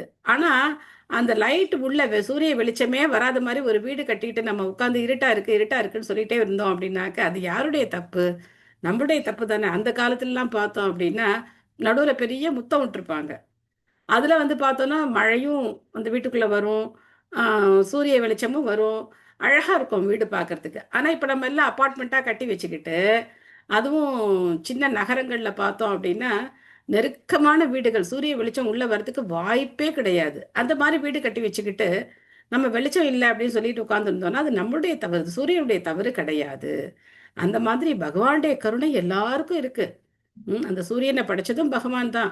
யாருக்கு? இவங்க வீட்டுக்கு மட்டும்தான் நீ வந்து லைட் கொடுக்கணும், இவர் தான் பக்தர், இவர் வந்து சாமி இல்லைன்னு சொல்லிட்டு இருக்காரு, இவருக்கு நீ வந்து லைட்லாம் கொடுக்கக்கூடாது அப்படின்னு சூரியனை கண்ட்ரோல் பண்ணி வச்சிருக்காரா பகவான்? எல்லாருக்கும் கிடைக்குது பகவானுடைய கருணை. நிலம், நீர், நெருப்பு, காற்று, ஆகாயம் எல்லாருக்கும் பொதுவா பகவான் கொடுத்திருக்கார். ஆனா அவர் கொடுத்த எல்லா விஷயத்தையும் ஏத்துக்கிட்டு அவரை எதிர்த்துக்கிட்டு இருக்கிறவங்க யாரு? நாஸ்திகவாதிகள். ஒரு விதத்துல பார்த்தோம் அப்படின்னாக்கா அவங்க வந்து நேரடியா எதிர்க்கிறாங்க. ஆனா ஒரு விதத்துல பார்த்தோம் அப்படின்னா ஆன்மீகவாதிகள்னு சொல்லிக்கிட்டு, நாமெல்லாம் பக்தர்கள்னு சொல்லிக்கிட்டு பகவானை குறை சொல்றோம். அதுவும் என்னது? தவறு. பகவானை குறை சொல்லவே கூடாது. முதல்ல அதை நம்ம நிறுத்தணும். அதே மாதிரி பகவானை குறை சொல்லக்கூடாது அப்படின்னாக்க மற்றவங்களையும் குறை சொல்லக்கூடாது. இது கொஞ்சம் கஷ்டம். அடுத்தவங்களையும் குறை சொல்லக்கூடாது. ஏன் அப்படின்னா என்னுடைய கர்ம வினையை அந்த நேரத்துல கொடுக்கறதுக்காக இந்த நபர் வந்திருக்கார், அவ்வளவுதான்.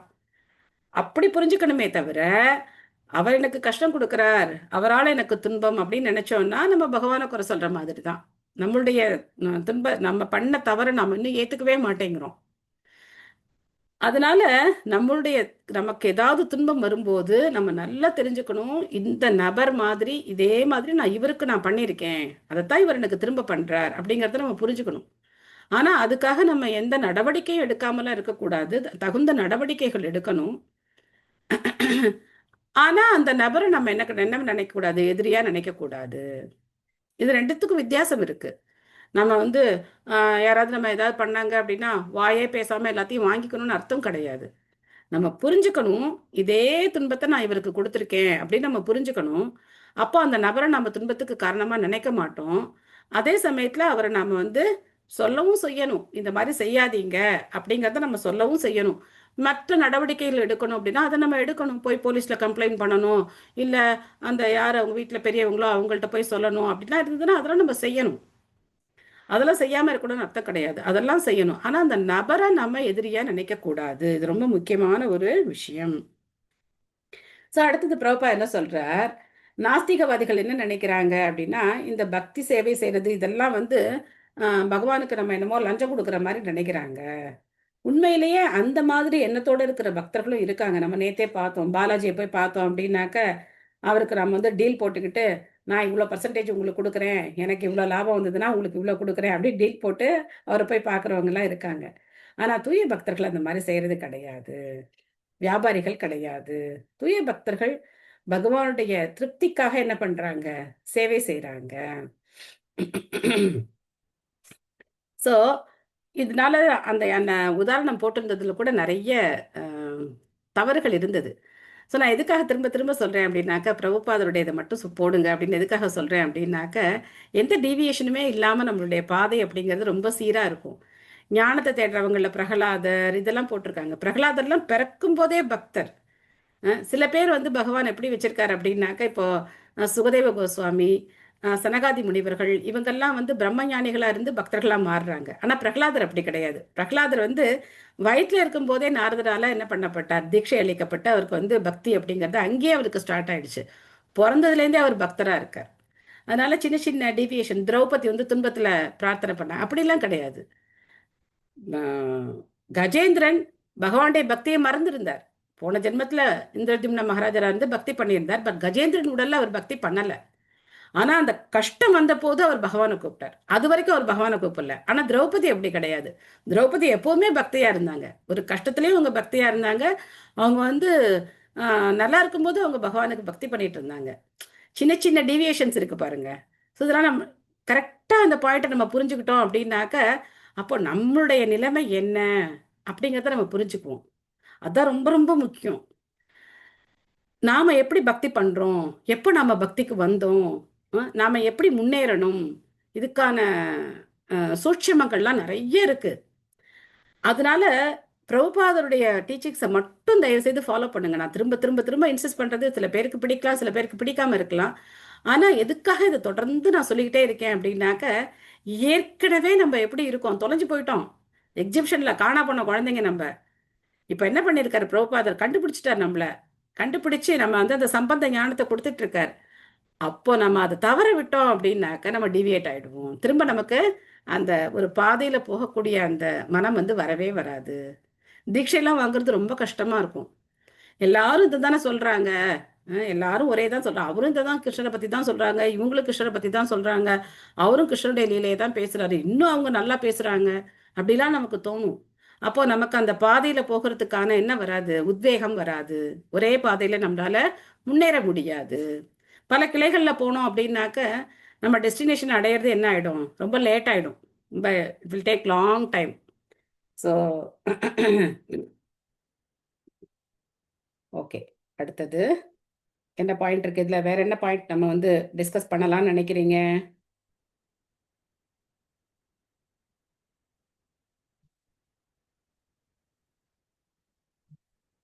எஸ், அந்த குருட்சேத்திர யுத்தத்துல கிருஷ்ணர் முன்னாடி உயிரை விட்ட எல்லாருமே அவங்களுக்கு தகுதி இல்லாமலே அவங்க வைகுண்டத்தை தகுதியே இல்லைன்னாலுமே அவங்க வந்து பகவானுடைய திருவடியில சேர்ந்திருக்காங்க. அவங்க மாதாஜி நானும் அதான் சொல்லலாம்னு நினைச்சேன், நீங்க சொல்லிட்டீங்க மாதாஜி. ரொம்ப நன்றி.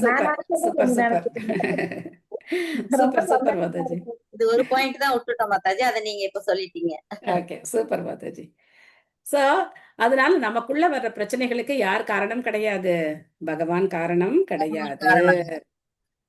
சோ நம்மளுடைய பிரச்சனைகளுக்கு நம்மளுடைய கர்ம வினைகள் தான் காரணம். அதனால நம்ம பகவான்கிட்ட போய் பிரார்த்தனை பண்ணணும். கிருஷ்ணா, நான் தெரியாம தெரிஞ்சோ எவ்வளோ தப்பு பண்ணிட்டேன். ஆனா இப்போ நான் என்ன பண்ணுறேன்? உங்களை பார்க்கணும், உங்களுடைய சேவைக்கு வரணும் அப்படின்னு ஆசைப்படுறேன். தயவு செய்து என்னை கைவிட்டுறாதீங்க அப்படின்னு சொல்லி நம்ம பகவான்கிட்ட போய் பிரார்த்தனை பண்ணிக்கணும். அடுத்த ஸ்லோகம்.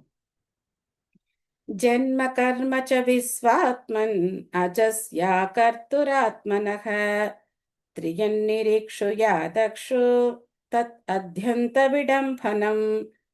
ஸோ இந்த ஸ்லோகத்திலேருந்து குந்தி மகாராணி தன்னுடைய குழப்பத்தை எல்லாம் பகவான்கிட்ட சொல்ல போறாங்க. என்ன குழப்புது? ஏன்னா முதல்ல என்ன சொல்றாங்க அப்படின்னாக்கா, பகவானுடைய லீலைகள் அப்படிங்கிறது ஒரே குழப்பப்படுத்துது. மக்களை வந்து தப்பா புரிஞ்சுக்கிறாங்க மக்கள். பகவான் வந்து ஒரு பக்கம் ஃபேவர் பண்றாரு, இன்னொரு பக்கம் அவங்கள வந்து துன்புறுத்துறாரு அப்படிலாம் வந்து நினைச்சுக்கிறாங்க. இன்னொரு குழப்பம் இருக்கு கிருஷ்ணா அப்படின்னு சொல்லி இந்த ஸ்லோகத்தை சொல்றாங்க. யாராவது இந்த ஸ்லோகம் சாண்ட் பண்றீங்களா? ஹரே கிருஷ்ணா மாதாஜி. ஹரே கிருஷ்ணா. ஜன்ம கர்ம ச விஸ்வாத்மன் அஜயாக துர்ஆத்மனக த்ரியன் ருஷிசு யாதக்ஷு தத் அத்யந்த விடம்பனம். ஹரே கிருஷ்ணா. தேங்க்யூ. ஹரே கிருஷ்ணா. हरे பிரபன் कृष्णा माता जी। ஹரே மாதாஜி. கிருஷ்ணா. जन्म कर्म च ஜன்ம विश्वात्मन् यस्यात् कर्तुरात्मनः तिर्यं निशो यदः सो तदत्यन्त विडम्बनम्। हरे कृष्णा माता जी। ஹரே கிருஷ்ணா. ஜன்ம கர்ம சவிஸ்வத்மான் அஜஸ்யாக துராத்மனः துர்யம் இருஷிஷி யாதர்சு ததத்யந்த விடம்பனம். தேங்க்யூ பிரபு. பிரபஞ்சத்தின் ஆத்மாவே, தாங்கள் செயலற்றவர் என்ற போதிலும் செயல்படுகிறீர்கள். தாங்கள் பிறப்பற்றவராகவும் ஜீவசக்தியாகவும் இருப்பினும் பிறப்பை ஏற்கிறீர்கள். நீங்கள் மிருகங்கள், மனிதர்கள், முனிவர்கள் மற்றும் நீரினங்கள் ஆகியோருக்கிடையில் அவதரிக்கிறீர்கள். உண்மையில் இது திகைப்பூட்டுவதாகும். ஸோ பகவானுடைய பல்வேறு அவதாரங்களை நம்ம எந்த அத்தியாயத்துல படிச்சோம்? எந்த அத்தியாயத்துல படிச்சோம் பகவானுடைய பல்வேறு அவதாரங்களை? முதல் அத்தியாயம். முதல் அத்தியாயம் என்ன அத்தியாயம்? முதல் அத்தியாயம் என்ன அத்தியாயம்? அந்த 6 கேள்விகள் வரும். முனிவர்களுடைய 6 கேள்விகள். இரண்டாவது அத்தியாயம் எந்த அத்தியாயம்? புருஷ அவதாரம். இரண்டாவது அத்தியாயம் தெய்வீகமும் தெய்வீக தொண்டும், பகவானுக்கு எப்படி சேவை செய்யணும் அப்படிங்கிறது இரண்டாவது அத்தியாயம். மூணாவது அத்தியாயம் என்ன அத்தியாயம்? கிருஷ்ணரே எல்லா அவதாரங்களும் பகவானோட திருவவதாரங்களை கூறுது. கிருஷ்ணரே எல்லா அவதாரங்களுக்கும் மூலம். 24 விதமான அவதாரங்களை பத்தி நம்ம அந்த மூணாவது அத்தியாயத்துல படிச்சோம். மத்ஸ்யா, கூர்மா, வராக. அதுக்கப்புறம் பார்த்தோம் அப்படின்னாக்க பல்வேறு ரிஷி முனிவர்களா பகவான் எப்படி அவதரிக்கிறார், நாரதர், வியாசர், இந்த மாதிரி பல்வேறு அவதாரங்களை பத்தி நம்ம அந்த மூணாவது அத்தியாயத்துல படிச்சோம். ஸோ தொடர்பு இருக்கு. இப்படி நம்ம தொடர்பு படுத்தி ஞாபகம் வச்சுக்கிட்டோம் அப்படின்னாக்க ரொம்ப எளிமையா நம்மளால ஞாபகம் வச்சுக்க முடியும். இந்த மாதிரி பகவான் மிருகங்கள், மனிதர்கள், முனிவர்கள் மற்றும் நீரினங்கள், திரியன் நிரிக்ஷு யாதக்ஷு, இந்த மாதிரி எல்லாம் அவதரிக்கிறீங்க நீங்க. இது எப்படி இருக்கு? உண்மையிலே ரொம்ப குழப்பமா இருக்கே, ரொம்ப திகைப்பா இருக்கே. ஏன் அப்படின்னா நீங்க முழுமுதற் கடவுள். ஆனா எப்படி இந்த மாதிரி மிருகங்களுக்கு இடையில கூட நீங்க எப்படி அவதரிக்கிறீங்க? மனிதர்களுக்கு இடையில அவதரிக்கிறீங்க, நீர்வாழ் உயிரினங்களுக்கு இடையில அவதரிக்கிறீங்க, முனிவர்களா அவதரிக்கிறீங்க. இது எனக்கு ரொம்ப குழப்பமா இருக்கு கிருஷ்ணா அப்படின்னு சொல்லி குந்தி மகாராணி சொல்றாங்க. குணவதி மாதாஜி படிக்கிறீங்களா?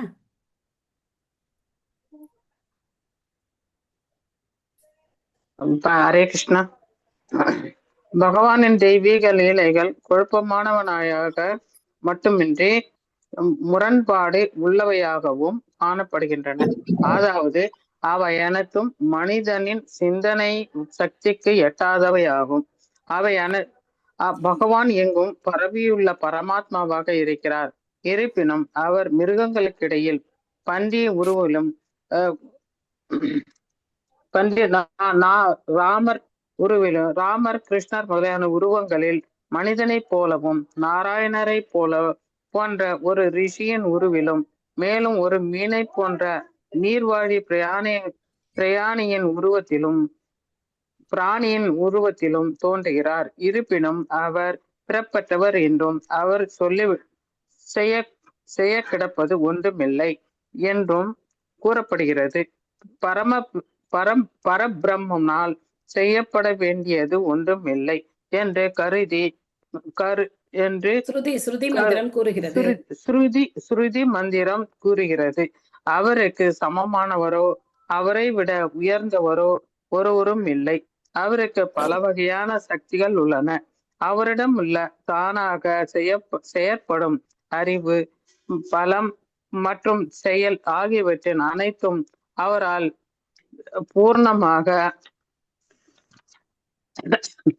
பூர்ணமாக நிறைவேற்றப்படுகின்றன. பகவானின் உருவங்கள், செயல்கள் ஆகிய அனைத்தும் நமது சிந்திக்கும் ஆற்றலுக்கும் புலப்படாதவை என்பதையும், மிகவும் சக்தி வாய்ந்தவர் என்பதால் அவரால் செய்ய முடியாதது ஒன்றும் இல்லை என்பதையுமே இக்கூற்றுகள் நிரூபிக்கின்றன. எனவே யாராலும் அவரது சக்தியை சரியாக கணக்கிட முடியாது. பகவானின் ஒவ்வொரு செயலும் சாதாரண மனிதனுக்கு திகைப்பூட்டுவதாக உள்ளது. வேத அறிவியினால் அவரை புரிந்து கொள்ள முடியாது. ஆனால் அவருடன் நெருக்கமான உறவு கொண்டுள்ள தூய பக்தர்களால் அவரை சுலபமாக புரிந்து கொள்ள முடியும். எனவே அவர் மிருகம் முதலான ஜீவன்களுக்கு இடையில் தோன்றிய போதிலும் அவர் ஒரு மிருகமோ அல்லது மனிதனோ அல்லது ரிஷியோ அல்லது மீனோ அல்ல என்பதை பக்தர்கள் அறிவார். எல்லா சூழ்நிலைகளும் அவர் நிச்சயமான பரம புருஷராகவே இருக்கிறார். ஹரே கிருஷ்ணா. ஹரே கிருஷ்ணா. தேங்க்யூ மாதாஜி. ஸோ பகவானுடைய லீலைகள் இந்த மாதிரி குழப்பமா இருக்கு அப்படின்னு குந்தி மகாராணி சொல்றாங்க. ஏன்னா அவர் பிறப்பற்றவர், அவர் செய்ய வேண்டிய காரியமும் எதுவும் கிடையாது.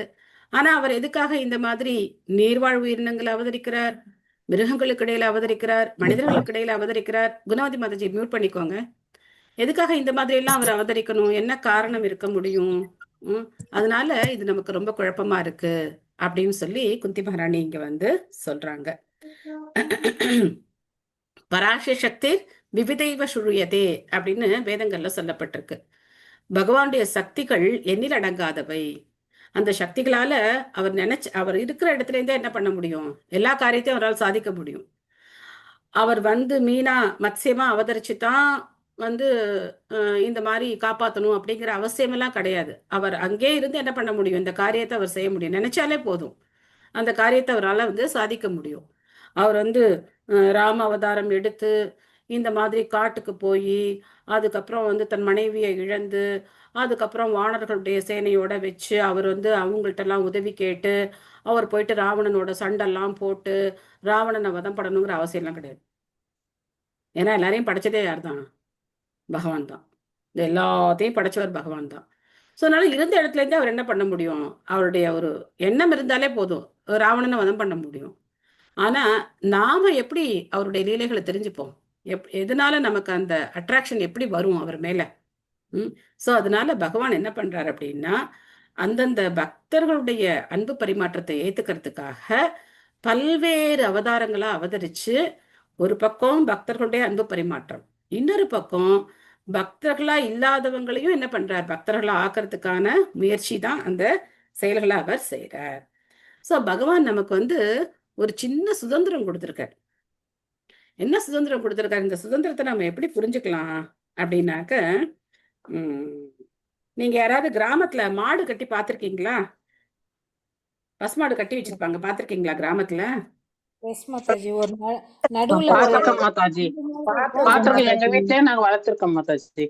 எப்படி கட்டி வச்சிருப்பாங்க? ஒரு கொம்பு நடுவுல நட்டு வச்சிருப்பாங்க. அந்த கொம்புல கொஞ்சம் நீட்டமா கயிறு வச்சு ஒரு கொம்பு நடுவுல வச்சிருப்பாங்க, அத மூக்கணா கயிறை வச்சு கட்டி வச்சிருப்பாங்க. சோ அந்த மாட்டோட சுதந்திரம் அப்படிங்கிறது கயிறை வச்சு அதை வச்சு எவ்வளவு, அந்த மாட்டோட சுதந்திரம்ங்கிறது எவ்வளவு தூரம் இருக்கும் சொல்லுங்க? அந்த மாடு சுதந்திரமா எவ்வளவு தூரம் போகலாம்? கயிறு எவ்வளவு தூரம், கயிறு எவ்வளவு தூரம் இருக்கோ அவ்வளவு தூரம் தான் அது சுதந்திரம். அதான் அது அந்த கயிறு எவ்வளவு தூரம் விட்டுருக்காங்களோ அந்த அளவுக்கு அந்த மாட்டுக்கு சுதந்திரம், அவ்வளவுதான். அந்த மாதிரி பகவானும் நமக்கு ஒரு குட்டி சுதந்திரத்தை கொடுத்து வச்சிருக்க. நம்மளால என்ன பண்ண முடியாது? முழுசா சுதந்திரமாலாம் இருக்க முடியாது. எனக்கு வயசே ஆகக்கூடாது, என் தலைமுடியெல்லாம் வெள்ளை ஆகக்கூடாது, நான் எப்பவுமே இளமையா இருக்கணும், அதெல்லாம் நம்மளால முடியாது. அந்த அந்த அளவுக்கு நம்மளால இயற்கையெல்லாம் கட்டுப்படுத்த முடியாது. ஆனா நம்ம முயற்சி பண்றோம். டையெல்லாம் அடிச்சுக்கலாம், போய் பல்செட் வச்சுக்கலாம், நம்ம வந்து இளமையா தெரியறதுக்கு ஆப்ரேஷன் பண்ணிக்கலாம், என்ன வேணா பண்ணிக்கலாம், அதெல்லாம் நம்ம வந்து முயற்சி பண்ணலாம். ஆனா நம்மளால முழுசா அதுல வெற்றி அடைய முடியாது. அப்போ அந்த மாட்டுக்கு எப்படி அந்த கயிற்று நீளம் சுதந்திரமோ, அந்த மாதிரி அந்த மாடு வந்து அந்த சுதந்திரத்தை இப்ப தப்பா பயன்படுத்துதுன்னு வச்சுக்கோங்க. அந்த கயிற்று நீளத்துக்குள்ள யாராவது போனா அவங்கள போய் முட்டுது, இல்லைன்னா வந்து அது ஏதாவது சேட்டை பண்ணுது அப்படின்னா என்ன பண்ணுவாங்க? கயிற்றோட நீளத்தை குறைச்சிடுவாங்க இல்லையா? இதுக்கு எதுக்கு இவ்வளவு நீளமா கயிறு உண்ணும், இது ரொம்ப வந்து கோவக்கார மாடா இருக்கு அப்படின்னு சொல்லி அதோட அந்த நீளத்தை குறைச்சிடுவாங்க. அதே மாதிரி பகவான் அடுத்த பிறவி நமக்கு எப்படி கொடுத்துருவார் அப்படின்னா, மிருகங்களா இல்லை மரம் செடி கொடிகளா இல்லைன்னா இந்த மாதிரி நீர்வாழ் உயிரினங்களா, இந்த மாதிரி எல்லாம் நமக்கு பிறவி கிடைக்கும். மனித பிறவியில மேக்சிமம் சுதந்திரம் இருக்கு. அந்த சுதந்திரத்தை நம்ம துஷ்பிரயோகம் பண்ணோம் அப்படின்னாக்க அடுத்த பிறவி நமக்கு மனித பிறவி கிடையாது. மனித பிறவில எதுக்காக சுதந்திரம் அப்படின்னா, இந்த சுதந்திரத்தை வச்சு நாம என்ன பண்ணணும்? பகவானை தெரிஞ்சுக்கிட்டு அவருக்கு சேவை பண்றதுக்காக நம்ம வந்து நம்மளுடைய வாழ்க்கைய செலவு பண்ணணும். அது எப்ப நம்ம தெரிஞ்சுக்கிட்டாலும் சரி. வயசாகி வந்துட்டோமே அப்படின்னு கவலைப்படக்கூடாது. நான் சின்ன வயசுல வந்திருந்தா இன்னும் நிறைய பண்ணியிருக்கலாமே அப்படின்னு நினைக்கக்கூடாது. நினைக்கலாம், தப்பு கிடையாது. பட் இப்ப கிடைச்சதுக்கு அப்புறம் நான் என்ன பண்றேன், அது ரொம்ப கவனமா இருக்கணும். இப்ப எனக்கு ஹரேகிருஷ்ண மந்திரம் சொல்லி கொடுத்துட்டாங்க, ஜபம் பண்ணணும்னு சொல்றாங்க. இதுக்கப்புறம் நான் என்ன பண்ண போறேன்? அதுல நம்ம ரொம்ப கவனமா இருந்து இதுல எவ்வளோ வேகமா முன்னேற முடியுமோ அவ்வளோ வேகமா நம்ம முன்னேறதுக்கு முயற்சி பண்ணணும். 16 மாலை ஜெபம் பண்றது, 4 சட்டதிட்டங்களை கடைபிடிக்கிறது, தீட்சை வாங்கிக்கிறது, இதுலெல்லாம் நம்ம என்ன பண்ணணும், ரொம்ப ஆர்வமா இருக்கணும். இதுக்காகவே நம்ம வந்து ராத்திரி பகலா சிந்திக்கணும், இதையே நினைக்கணும், இதை பண்ணணும் பண்ணணும் பண்ணணும் பண்ணணும்னு நினைக்கணும். அப்புறம் வந்து பக்கத்துல எங்க இஸ்கான் கோவில் இருக்கோ அங்க போய் நம்ம சேவை பண்ணணும். ஸோ இதெல்லாம் நம்ம பண்ணும்போது நம்மளுடைய ஆன்மீக வாழ்க்கை அப்படிங்கிறது ரொம்ப ரொம்ப இனிமையா இருக்கும். இந்த குழப்பங்கள் எல்லாம் போயிடும். பகவானை பத்தின குழப்பங்கள், நம்மளை பத்தின குழப்பங்கள், எல்லா குழப்பங்களும் போயிடும். இப்ப அடுத்த ஸ்லோகம் வந்து குந்தி மகாராணி இன்னும் பெரிய குழப்பத்தை சொல்ல போறாங்க. அதனால அவ்வளோ டைம் நமக்கு இப்போ இல்லை. நாம நாளைக்கு அந்த குழப்பம் என்னன்னு சொல்லி பார்க்கலாம். சரியா? உங்களுக்கு ஏதாவது கேள்விகள், கருத்துக்கள், சந்தேகங்கள் ஏதாவது இருக்கா இன்னைக்கு படிச்சதுல? எப்படி இருக்கு குந்தி மகாராணியுடைய பிரார்த்தனைகள்? நல்லா இருக்குமா? ரொம்ப நல்லா இருக்கு மாதாஜி. இல்ல நாம வந்து ஓரளவு புரிஞ்சுக்கிட்டோம். ஆனா நிறைய பேர் புரியாம இருக்காங்களா, அவங்க எல்லாம் ரொம்ப பாவம் தானே, ரொம்ப கஷ்டப்படுவாங்க. நீங்க தான் சரியான நபர் பிரச்சாரம் பண்றதுக்கு. நீங்க என்ன பண்ணணும், பிரச்சாரம் பண்ணணும். எப்போ நீங்க வந்து அடுத்தவங்களை பத்தி கவலைப்படுறீங்களோ அப்போ நீங்க என்ன பண்ண ஆரம்பிங்க, உங்களுக்கு தெரிஞ்சவங்க, பக்கத்துல இருக்கிறவங்க, இல்ல யார நீங்க வந்து கன்சர்னா நினைக்கிறீங்களோ அவங்களுக்கு நீங்க ஹரே கிருஷ்ண மந்திரம் சொல்லி கொடுங்க. நல்ல ஒரு பக்தரை நான் உருவாக்கி இருக்கேன் மாதாஜி. அவங்க என்னை விட நல்லா சூப்பரா பண்றாங்க மாதாஜி. ஹரி ஹரி, ஒருத்தர் இல்ல 1000 பேரை உருவாக்குங்க. அவங்க வரணுமே, பகவான் தான் அவங்களுக்கு எல்லாம் வந்து கருணை காட்டணும் வர்றதுக்கு. உங்க மூலமா அந்த கருணையை கொடுங்க. பகவான் உங்களுக்கு கருணை கொடுத்துட்டாரு, அந்த கருணையை நீங்க என்ன பண்ணுங்க, நம்ம வந்து ஒரு பைப்பு மாதிரி நம்ம என்ன பண்ணக்கூடாது, தண்ணியை அடைச்சி வச்சு கூடாது. நம்ம என்ன பண்ணணும், நம்ம கிட்ட இருந்து அப்படியே போற மாதிரி ஃப்ளோ, பகவானுடைய கருணை நம்ம வந்து எல்லாருக்கும் கொடுக்கணும். அதுக்குதான் நம்ம வந்து ஒரு கருவியா இருக்கோம். சரி Mataji. Hare Krishna. Hare Krishna. Hare Krishna Mataji. Hare Krishna. Thank you. Hare Krishna Mataji. Hare Krishna. Thank you. Hare Krishna Mataji. Hare Krishna. Hare Krishna. Thank you. Hare Krishna. Hare Krishna Mataji. Hare Krishna. Hare Krishna Mataji. Thank you. Hare Krishna Mataji. எதை கேட்க நினைக்கிறீங்களா? தேங்க்யூ மாதாஜி. தேங்க்யூ மாதாஜி. நாம அபராதங்கள் நேத்து சொன்னீங்கல்ல, ஆமா, நாளைக்கு சொல்றேன்னு சொல்லல. பெரிய டாபிக், பெரிய டாபிக். பார்க்கலாம், டைம் வரும்போது சொல்லலாம். சரியா? ஹரே கிருஷ்ணா. ஹரே கிருஷ்ணா. மாதாஜி. மாதாஜி நாளைக்கு நாளைக்கும் கிளாஸ் அட்டென்ட் பண்ண முடியாது, அகோபிலம் போறேன் மாதாஜி. ஹரி ஹரி ஹரி, நரசிங்கதேவ் பகவானுக்கு ஜெய். மாதாஜி எங்களுக்கெல்லாம் பிரார்த்தனை பண்ணிக்கோங்க மாதாஜி. அகோபிலத்துல நாங்க ஒன் டைம் போயிட்டு வந்தோம். ரொம்ப அருமையான ஒரு புனித ஸ்தலம், நரசிம்மருடைய லீலைகள் நடந்த ஒரு இடம். ரொம்ப சந்தோஷம் மாதாஜி, போயிட்டு வாங்க. ஹரே கிருஷ்ணா. ஆமா மாதாஜி, கால் வலியில எதுவுமே தெரியாது, எப்படிதான் மேல போறோன்னே தெரியாது. கடகடகடா நல்லா இருக்கும் மாதாஜி. நல்லா சான் பண்ணிட்டே போங்க. ஓகே, எண்டு கொடுத்துடலாமா? ஹரே கிருஷ்ணா ஹரே கிருஷ்ணா கிருஷ்ண கிருஷ்ண ஹரே ஹரே, ஹரே ராம ராம ராம ஹரே ஹரே. ஸ்ரீமத் பாகவதம் கி ஜெய், ஸ்ரீல பிரபுபாத் கி ஜெய்.